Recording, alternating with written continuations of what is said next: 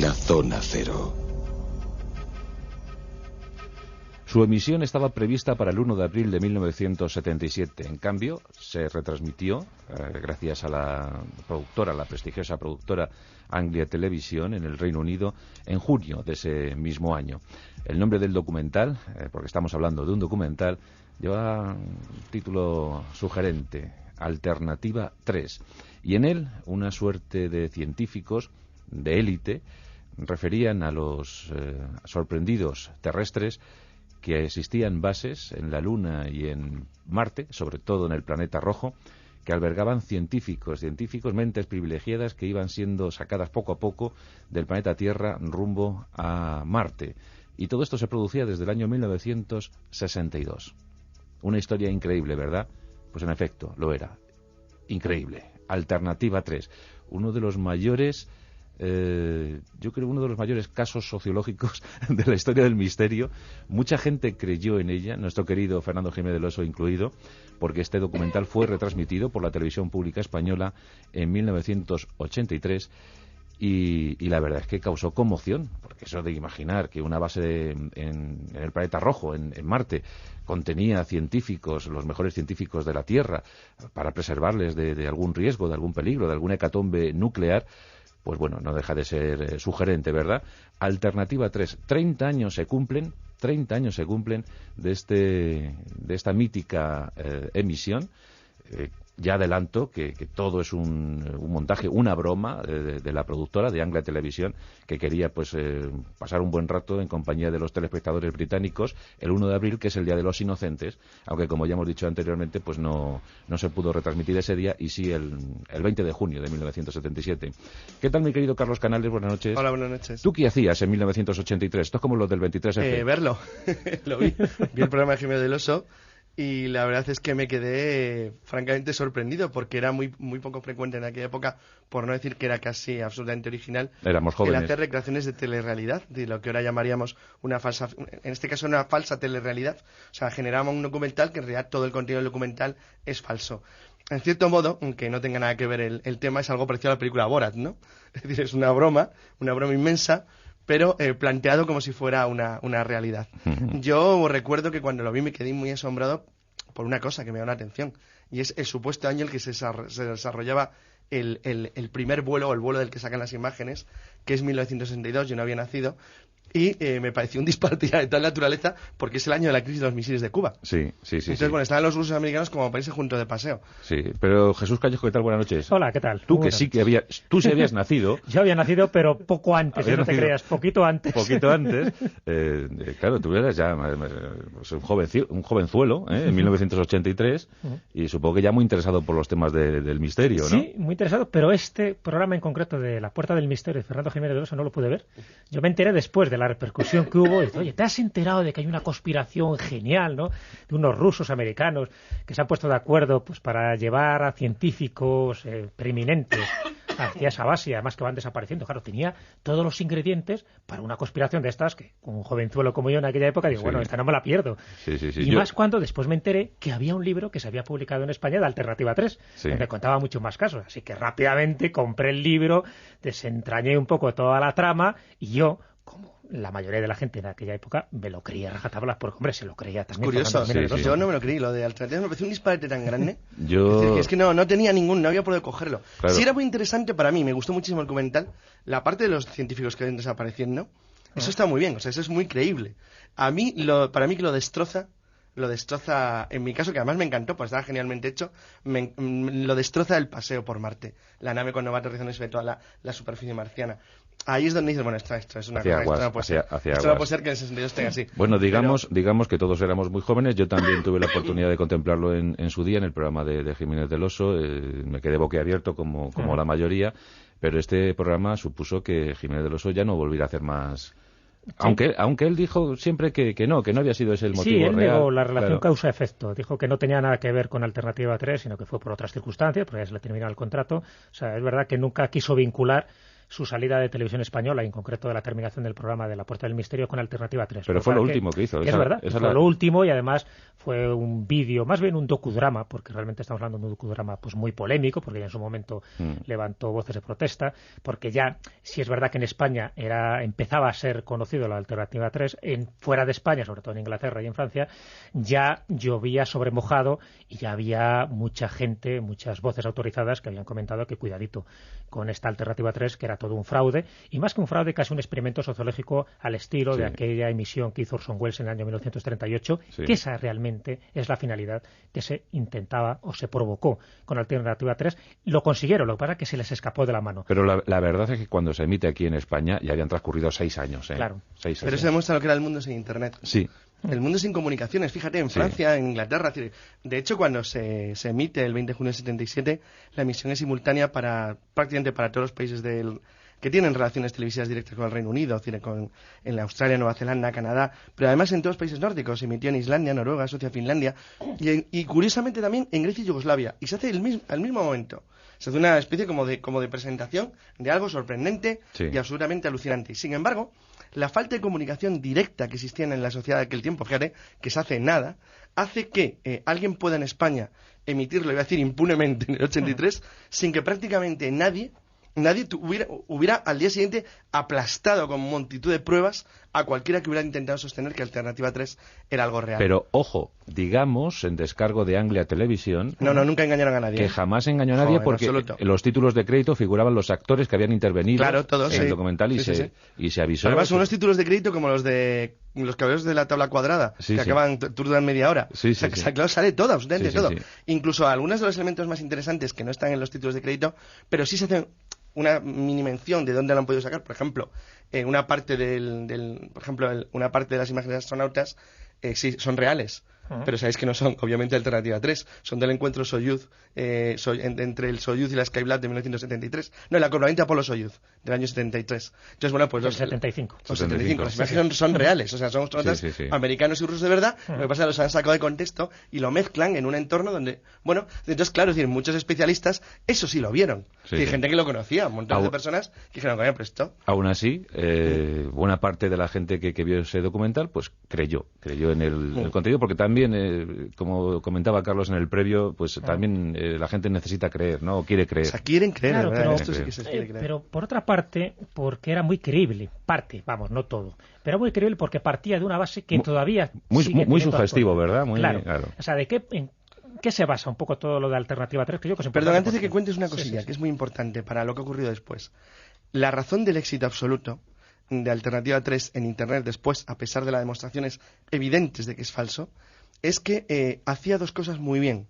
Primero, como estaba diciendo Jesús antes de contaros en qué consistían las alternativas, hacen una cosa muy bien, es que abren la puerta a algo que probablemente pudiera ser real en el futuro, de manera que cualquier persona que estuviera al tanto de las perspectivas de lo que iba a ser los 10 o 15 años siguientes, pudiera al cabo del tiempo pensar, ostras, esto parece real. Bueno, sorprendentemente es que eso es real. O sea, es que en eso han acertado. Pero han acertado, podemos decir que casualidad, pero han acertado, con lo cual, claro, por eso sigue entrando tanta gente y picando en Alternativa 3. Porque parece creíble en algunos casos. Claro, eso ocurría en 1977, encuentros a la tercera fase, la guerra de las galaxias, ¿verdad? Un ambiente, una envolvente, ¿verdad? que hacía pensar, creaba el campo propicio. Era, ¿no? Sí, un campo propicio por varias razones. Primero, porque era el momento en que todos necesitábamos creer, todos nos gustaban estos temas, estábamos buscando como evidencias mucho más tangibles y mucho más estas, que encima parece que venía avalada por grandes científicos, donde te estaban diciendo claramente, no solo que algunos estaban desapareciendo pues para buscar esta Alternativa 3, que ahora vamos a contar, ¿no? Porque es lo que se iba a decir al principio, porque habrá muchos oyentes jóvenes que dirán, bueno, muy bien, ya nos han hecho una introducción, todo es falso, pero ¿qué demonios es Alternativa 3? Sí. Entonces, por una parte es verdad que el ambiente sociológico era muy adecuado a nivel mundial, ¿no? Y por otra parte porque estaba barajando unas premisas que eran muy actuales entonces y son muy actuales ahora, como es el cambio climático. En aquel momento se empieza, y así empieza este docudrama de Alternativa 3, empieza queda diciendo que, bueno, que hay grandes alteraciones climáticas, que el efecto invernadero se está potenciando y que las prospecciones científicas pues están indicando que en pocos años este planeta se va a ir al garete y por lo tanto hay que buscar alternativas para intentar salvar los muebles como se pueda. Y surgen 3 alternativas.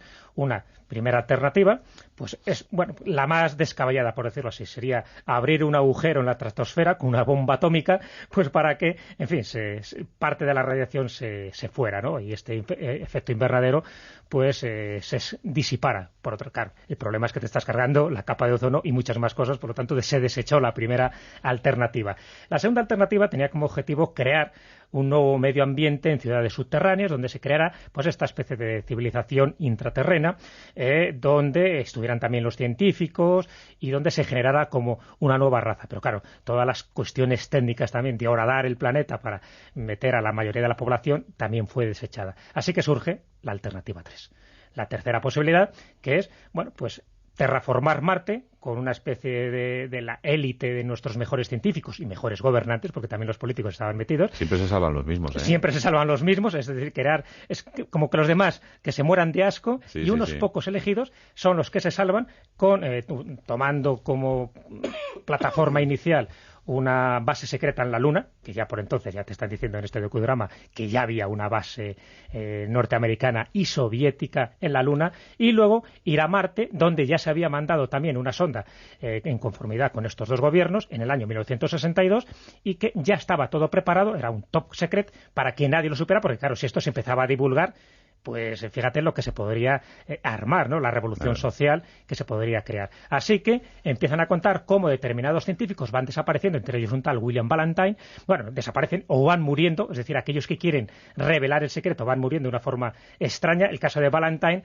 es sorprendente porque muere con una especie de cremación espontánea, va en su vehículo, tiene un accidente, pero después se demuestra que lo que ha ardido es su cuerpo y no el resto del coche. Así que todo esto va generando pues expectativas. Y muy bien narrado, además. Muy bien narrado, y claro, va creando una sensación de que hay algo oculto ahí, esa famosa cinta que luego se llega a ver, que es cuando se demuestra, ¿no?, entre comillas, cómo los soviéticos y los norteamericanos llegan a estar en Marte, y cómo hay todo un balance, ¿no?, siniestro alrededor de todo esto, como también hay un silencio muy sospechoso, muy conspiranoico, para que no se llegue a divulgar, pero como ocurre como en todas las malas películas, al final siempre hay alguien que se va de la lengua y por eso llegamos a conocer Alternativa 3. Alternativa 3, en un momento, como antes hemos dicho, muy propicio, ¿verdad?, con películas, libros, bueno, las propias sondas Viking. Claro, llegan en el año 77. Claro, con lo cual, no, si lo hicieron muy bien, pero aparte todavía algo muy curioso, y es que luego, además, una de las razones de la pervivencia, y Jesús ha citado el libro, es que se hizo un libro. Pero es que el libro tenía algo fundamental. El libro aprovechó a las 1000 maravillas los puntos fuertes que había tenido el documental. Tenemos que hacer, perdona Carlos, tenemos que hacer con urgencia un monográfico basado en libros en desuso. Pues sí, porque además coincide en la época más o menos, aunque es un poco posterior, al gran pelotazo que pegó Berlitz con el Triángulo de las Bermudas. Exacto, libros en desuso. Un libro totalmente de fantasía que, bueno, el tío consiguió convencer a la mitad dominada. O sea, lo ha metido en la mente en la sociología planetaria de tal manera que es muy difícil desmontar ya, por ejemplo, la teoría del Triángulo de las Bermudas, entonces, porque ni siquiera es una teoría. Pero 1986, el fin del mundo, la Tercera Guerra Mundial. Sí, esos son libros que no sirven para nada. Libros en desuso. La gran catástrofe de 1983, de Boris Christoph. De Boris Christoph, sí. Libros en desuso. Hay que hacerlo, pero perdona, sigue. Bueno, entonces, los autores se dan cuenta, el autor, porque los otros dos que firman, pero no colaboraron en el libro, realmente, pero sí lo hacían porque formaban parte de la producción del documental, se dan cuenta de un detalle importante, es decir, Alternativa 3 es un pelotazo, ha tenido un éxito enorme, y qué más da que lo desmientan. Entonces vamos a decir lo siguiente, y eso es lo que a mí me pareció del libro ya absolutamente genial. Además yo el libro lo he tenido, no sé dónde desapareció, pero el caso es que, sí, no sé ni dónde lo tengo, pero por alguna bandera, pero es un libro de esos que tenía el planteamiento era buenísimo, pero buenísimo, porque lo hicieron tan bien. O sea, por ejemplo, el autor consiguió, Leslie Watkins, porque era autor de verdad, porque tanto David Ambrosio como Christopher Miller eran simplemente decir, firmaron, pero no colaboraron. Eran los realizadores. Exacto, eran los realizadores del documental, pero no colaboraron en el libro. Pues dice, bueno, ¿cómo me puedo forrar yo? Y digo, muy fácil, voy a decir que lo que pasa es que, por supuesto, era una ficción, pero que sin saberlo había adivinado un plan real.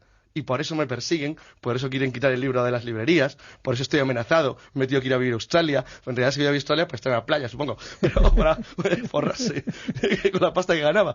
Pero entonces se le ocurrió una idea, hay una carta escrita supuestamente a una librera, editora, distribuidora que quería vender su libro, que supuestamente se filtró, donde él decía justo todo eso. Y claro, no, si es que yo en realidad sé que era fantasía, pero no quiere usted, es que en realidad era real. He tocado alguna tecla. Exacto. He tocado alguna tecla. Bueno, con lo cual, bueno, ríete del Código Da Vinci. O sea, la verdad es que el Código Da Vinci, por supuesto, es el libro más vendido de la historia. Sí. Pero que le pasó algo muy parecido. O sea, era ya imposible de desmontar la ficción. O sea, no había forma. Porque el tío lo había hecho tan bien. Es decir, bueno, lo había cruzado de tal manera. Y además, y bueno, ya con la aparición de Internet, en cuando empezó a aparecer el vídeo, y yo supongo que un montón de páginas semifinanciadas para las futuras ediciones de Alternativa 3, sí, que ya es imposible de destruir. No, esos mitos que calaron tanto. Antes hemos hablado de nuestro querido y recordado Fernando Jiménez del Oso, y debemos asegurar que Fernando operó sin malicia.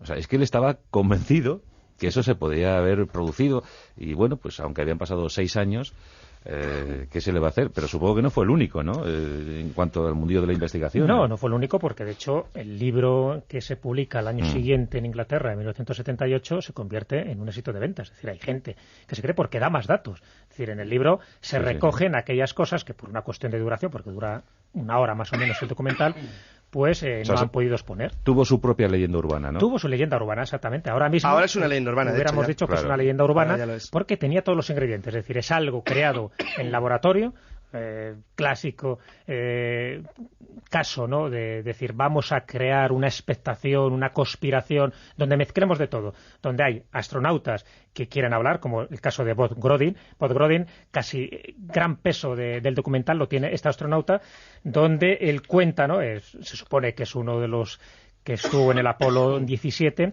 se supone que es uno de los que estuvo también en esta misión secreta hacia Marte, y luego él, pues bueno, pues se le da la bebida, le tiene una serie de problemas psicológicos, y el hecho es que él va contando una serie de cosas. Entonces, bueno, pues ahí es como muy creíble, porque dices, hombre, si este astronauta, donde te dan casi todos los datos sobre él, ¿no?, te dan una especie de biografía totalmente inventada, salvo que nunca llegó a existir un Bob Grodin, te revela estos datos pasado el tiempo, porque él está un poco desencantado con las promesas que le hicieron, entonces dices, oye, pues a lo mejor es que hay algo de verdad, porque es que nos están dando datos de científicos. En el documental te habla de que por lo menos hay 400 científicos implicados en todo esto, de los cuales 24 han desaparecido o muerto de una manera muy sospechosa. 400. Te dan nombres, sí, te hablan hasta de 400. Te dan nombres, eso, de científicos, de astrónomos, de personas que están un poco investigando y que están sacando un poco los entresijos de todo esto. Es decir, de tal manera que, claro, tú dices, ¿esto puede ser verdad o no puede ser verdad? Ahora cuando lo ves, y yo reconozco que ahora he vuelto a ver este documental de Alternativa 3, pues sí, claro, tiene un tufillo pues de fraudulento, entre otras cosas porque se ve claramente que todo está como muy marcado a las pautas, ¿no? Esto se llamaría ahora, los actores son actores. Docudrama. Sería un docudrama, efectivamente. Por cierto, se llamaba Sam Reimer, el actor que hizo de Bob Grodin. De Bob Grodin. Pero, claro, yo ahora mismo no recuerdo la tripulación del Apolo 17, pero no figuraba pues ningún... Estaba sí, la conocemos. Leo Cernan, Ronald Evans y Harrison Smith. O sea, que era tan sencillo como testar eso, ¿no? Claro, testar eso. Sí, pero eso no estaba en internet, no tenías tripulación del Apolo 17. Eso que le levantas un momento, te has escrito una enciclopedia, si no está actualizada no lo tiene, no lo mirabas, no tenías tanta facilidad como ahora. Claro, recordemos que el Apolo 17 es el último módulo lunar, la última nave que llega a la Luna. Que llega a la Luna, sí. Claro, entonces, cuando te dan toda esta cantidad de información, solo hay dos posibilidades. Bueno, también hicieron una cosa muy bien. Las frases entrecortadas, es decir, las frases cortadas de declaraciones de otros astronautas, declaraciones reales. Por ejemplo, aprovechar una declaración real de alguien, cortar ese tramo y utilizarlo como para apoyar tu teoría. Sí. Hombre, vamos a ver, cualquier analista medianamente experto se hubiera dado cuenta rápidamente de que estamos ante un fraude. Por ejemplo, que te digan que cuando descienden a la superficie del planeta rojo es el 22 de mayo de 1962, ya te empieza a rechinar un poco, porque si sabes que Yuri Gagarin, que fue el primer ser humano que orbita el planeta, lo hace un año antes, es imposible que en 12 meses tenga la tecnología adecuada para llegar ni siquiera a la Luna, sino ya directamente a Marte. Después, estamos hablando de fechas que la Guerra Fría entre la Unión Soviética y Estados Unidos, pues estaba en su máxima escalada. Es decir, tampoco era muy creíble que esto fuera así.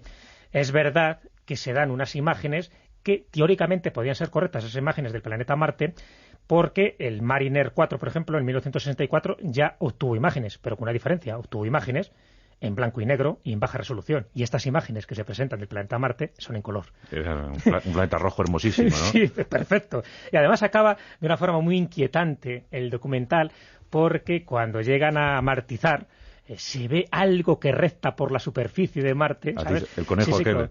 con una cámara ahí trémula, ¿no? Y nerviosa, diciendo, ¿qué es eso? ¿Qué es eso? Y entonces se ve que algo recorre un poco como la película Dune, ¿te acuerdas? Esos gusanos que hay, algo parecido, y ahí se termina un poco el documental diciendo qué habrán encontrado, si se habrán comido o no se habrán comido a esos primeros que llegaron a Marte. O sea, que te dejan encima caer esa incógnita. Eso como hacen nuestros compañeros de Coma Espuma, ¿no? Eso de ¡Dios! Dios, ¿qué será eso que se mueve? Pues hay algo que se mueve, algo reptiloide que nunca se llega a demostrar, y que después las imágenes ¿no? Como diciendo, bueno, adiós astronautas. ¿Qué jóvenes éramos entonces? No, pero qué bien hecho está, porque estaba acordando, por ejemplo, de una declaración de un astronauta de declaración real, eso que salen subtítulos debajo, y este es en un caso de astronauta real, y le preguntan algo así como, se están haciendo una entrevista y dice, sí, realmente no teníamos otra alternativa. Entonces cortan ahí, claro, se voy a retirar cualquier cosa, elegir un polo de naranja o de limón, o a lo postre, cualquier cosa, o a qué equipo de fútbol americano le gusta más. Pero claro, dicen, se referirá a la alternativa 3. Pero comentado el docudrama, hay cosas interesantes, y es que en el año 77 una productora inglesa ya se plantea el cambio climático. Sí, es lo más interesante de él. Como posible catástrofe que asole la Tierra, ¿no? Claro, ahí está. Por eso digo que parte de esa base, entonces, y a partir de ahí, pues ya te das cuenta de que, bueno, la trama sigue siendo tan actual. Por eso todavía nos siguen preguntando por Alternativa 3, porque aparte, en fin, de ese medio, ¿no?, eterno como es Internet, donde se siguen reproduciendo siempre las mismas verdades y las mismas mentiras, como todavía parte de Alternativa 3 sigue siendo creíble, porque ahí está el cambio climático, ahí están los climatólogos, ¿no?, que empiezan a advertirnos de ese gran peligro, pues evidentemente, claro que se están barajando alternativas. Luego, ahí vuelve otra vez a resurgir el viejo mito de Alternativa 3. Y también es cierto que en la colectividad pues ya subyace esa sensación de que pronto habrá bases en Luna, en Marte, ¿no?